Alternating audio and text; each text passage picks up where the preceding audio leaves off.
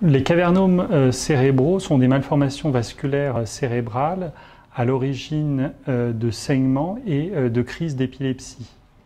Les cavernomes peuvent survenir dans deux contextes, soit des formes familiales liées à des mutations des gènes CCM, soit des formes sporadiques dont l'origine génétique était jusqu'à présent inconnue.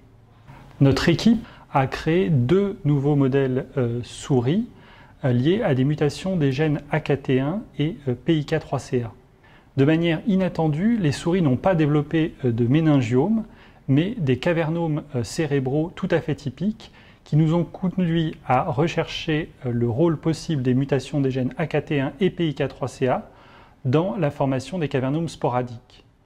Nous avons donc étudié les mutations des gènes AKT1 et PIK3CA dans une série de 88 cavernomes sporadiques, en grande partie opérés à la Pitié-Salpêtrière, et avons découvert que la mutation la plus fréquente dans les cavernomes sporadiques était la mutation du gène PIK3CA, qui représentait environ 39% de ces lésions.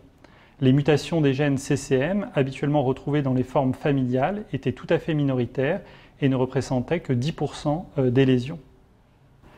Ces travaux ouvrent donc de nouvelles perspectives dans la génétique des cavernomes sporadiques. Nous savons à présent qu'ils sont majoritairement liés à des mutations du gène PIK3CA. Dans la mesure où des inhibiteurs de la voie PI3-AKT-mTOR existent déjà en pratique clinique pour soigner des cancers et des malformations liées à des mutations du gène PIK3CA, cette découverte offre des perspectives thérapeutiques importantes pour tous les patients atteints de cavernomes sporadiques mutés PIK3CA.